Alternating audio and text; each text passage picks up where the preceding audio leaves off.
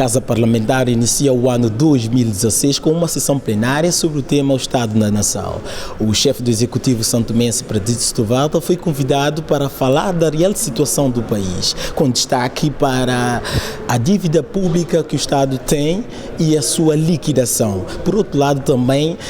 Pradito Setúbal disse que o ano 2015 não foi fácil, mas também mostrou que foi um ano da renovação de esperança. Mais detalhes do discurso logo a seguir. Esse debate surge numa altura em que os dados das previsões e realizações estão quase todos disponíveis, permitindo assim o Governo expor o Estado da Nação, as problemáticas e as perspectivas. Quero, perante todos vós, reafirmar o compromisso do Governo em tudo fazer para que o ano de 2016 constitua um palco de novas conquistas que contribuam decisivamente para a resolução das principais questões que condicionam o progresso econômico, social e cultural de São Tomé e Príncipe. O ano de 2015 não foi um ano fácil a nível global, e muito menos para um país pequeno, insular e frágil como o nosso. 2015 foi para o Governo um ano de grandes dificuldades e profunda preocupação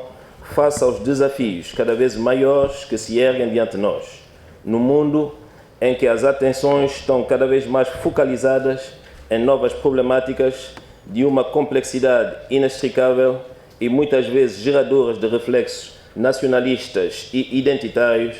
poucos propícios ao reforço da solidariedade internacional e da ajuda pública ao desenvolvimento. Fomos, somos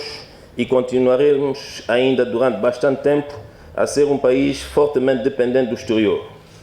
Infelizmente,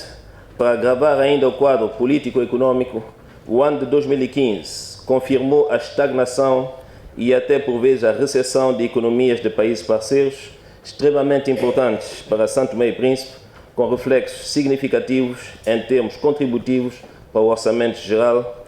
e a ajuda orçamental direta e financiamento de projetos de desenvolvimento fundamentais para a alavanca da nossa economia e a geração de novos postos de trabalho. No caso de países africanos amigos e produtores de petróleo, as estimativas de receitas foram reduzidas em mais de metade pela conjugação da queda vertiginosa dos preços, consequência do aumento das reservas estratégicas dos países ricos, com a baixa de procura, fruto do arrefecimento das economias emergentes da Ásia, nomeadamente a China, segundo parceiro econômico do nosso continente, e do surgimento de energias provenientes de fontes renováveis. Enquanto isso, as economias europeias, que constituem os nossos parceiros principais, não cresceram ao longo de 2015, em média, mais de 1,3% em volume do PIB, contraindo as suas importações. Importa notar que de 2008 a 2015, o crescimento do nosso PIB continua a situar-se entre 4% e 5%, o que no contexto nacional não permite ainda a inversão da curva do desemprego. Esta situação é o resultado da nossa fraca capacidade de intervenção no mercado internacional de capitais, reduzindo, desta sorte, a capacidade de financiamento da economia nacional e a sua consequente contração em termos reais. Contrariamente à grande maioria dos Estados africanos, a contribuição do investimento privado no nosso país continua muito abaixo dos níveis de investimento público. Não fomos até então capazes de reformar o suficiente, criar as condições de atratividade e de promover o necessário para que as nossas ilhas se tornem num verdadeiro destino do investimento direto estrangeiro, apesar do indiscutível potencial que possuímos. Em média, comparada com a África subsaariana, temos um longo caminho a percorrer até atingirmos a meta desejável para fazer negócios nos nossos países, sobretudo no concernente ao registro de propriedade, à obtenção de crédito, à proteção dos investimentos, à burocracia e ao cumprimento dos contratos. Para alguns, muito poucos, o ano de 2015 foi um ano de prosperidade. Para muitos, a grande maioria, o ano que findou há alguns dias foi um ano de muita dor, sacrifícios diversos e dificuldades de vária ordem. Mas foi, apesar de tudo, para o governo que tem a honra de dirigir, no geral, um ano em que foi de esperança renovada e de algumas mudanças positivas. É, pois, com um misto de sofrimento no coração e um olhar crítico e esperançoso, sobretudo daquilo que fomos capazes de juntos fazer ao longo do ano que acabou, que perspectivamos o futuro. Para mudar definitivamente o nosso destino coletivo e erguer das dificuldades, da miséria, da ignorância, da instabilidade, das intrigas, do arcaísmo, um país moderno, mais solidário, acolhedor, coeso, seguro, onde a sua gente, sem distinção de qualquer tipo, possam viver em paz e tranquilidade. Somos um microestado insular, carente de recursos naturais, que padece dramaticamente de inúmeros constrangimentos resultantes da nossa pequenez e das opções que durante vários anos foram feitas. A esta condição e aos constrangimentos atrás referidos, juntou-se ainda a ausência de uma visão estratégica de desenvolvimento coerente e sustentável, agravada por uma prolongada instabilidade político-governativa sistêmica que prejudicaram sobremaneira a confiança das populações, a credibilidade internacional do nosso país e o seu desenvolvimento. Com efeito,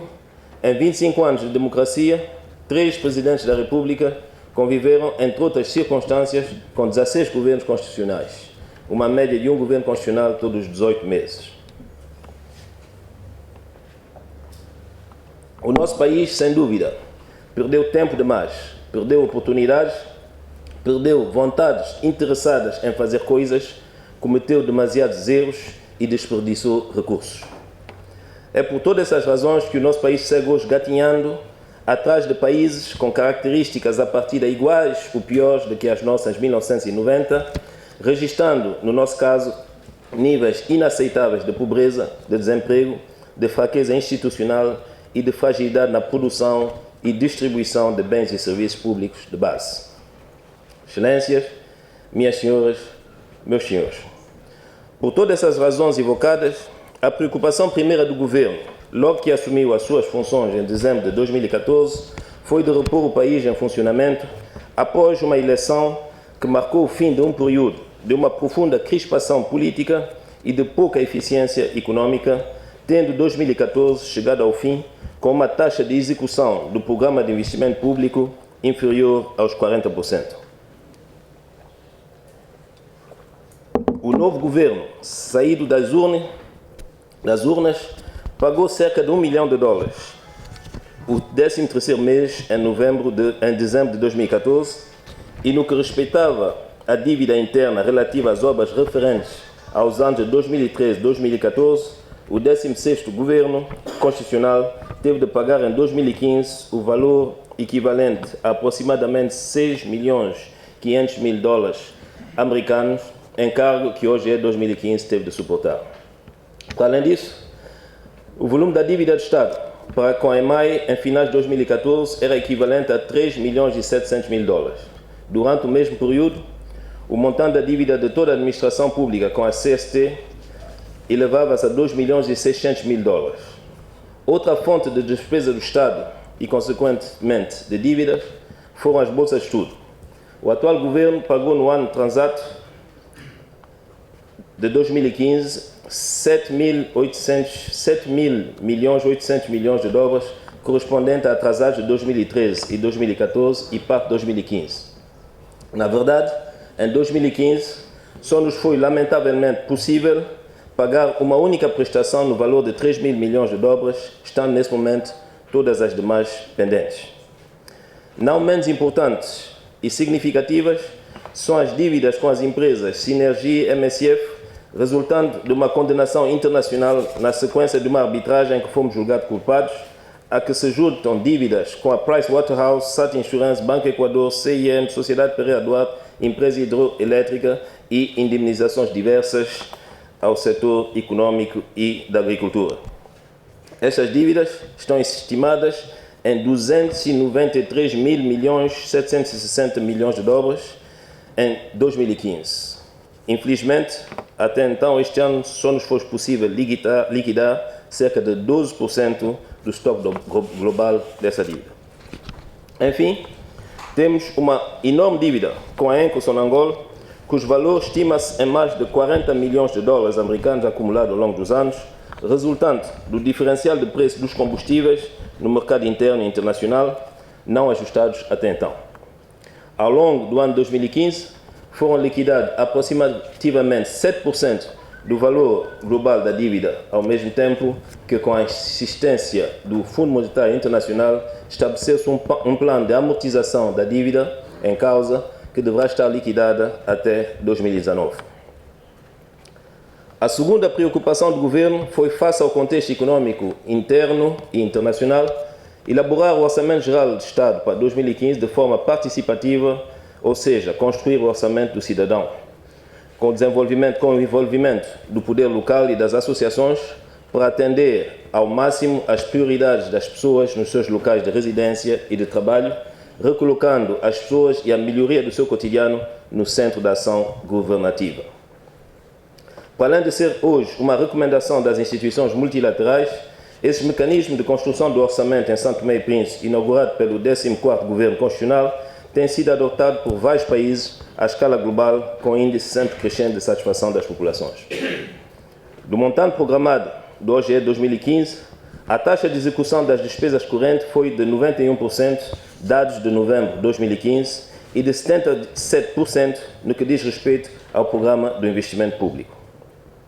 As transferências para os serviços autônomos foram de 77.634 milhões para a região autónoma de Príncipe, mais 9.600 milhões em relação a 2014. A Câmara Distrital de Água Grande, 21.586 milhões de dobras, mais 8.000 milhões do que em 2014. A Câmara de Cantagalo,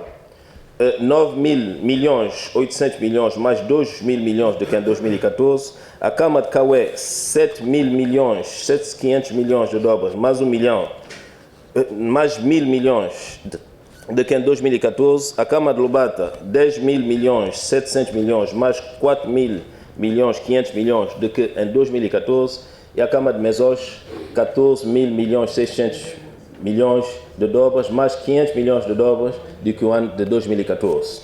Recorde-se que as transferências para a Câmara de Mesoche em 2015 serviram essencialmente para pagamento das dívidas contraídas nos anos anteriores, muitas delas objeto de sindicância feita devido à má gestão dos anos anteriores.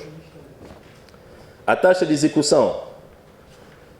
de projetos públicos por fonte de financiamento reteve a atenção do Governo e apontam para a criação de mecanismos mais eficientes de absorção da ajuda externa, tendo constatado que, para além da fonte de financiamento dos recursos ordinários do Tesouro, cuja taxa de execução rondou nos últimos 3 anos 70%, as fontes de financiamento externo, que sejam os empréstimos ou as doações, têm taxas de execução inferiores a 50% nos anos, sobretudo, de 2014 e 2013, sendo que os dados de 2015 não foram ainda totalmente compilados. A problemática do endividamento tem sido encarada com muita prudência, estando a dívida pública total ao nível de 83% do PIB em 2013, 88% do PIB em 2014 e 81% do PIB em 2015. Convém, porém, dizer que o estoque da dívida, reportado à situação de um país que tem o seu PIB financiado estruturalmente pelo exterior em cerca de 90%, não merece preocupação excessiva, desde que eles obedecem rigorosamente aos nossos engajamentos com instituições internacionais. O que importa e será sempre a qualidade da dívida e das despesas públicas na vertente da criação de riqueza e da redução da dependência aos fatores exógenos.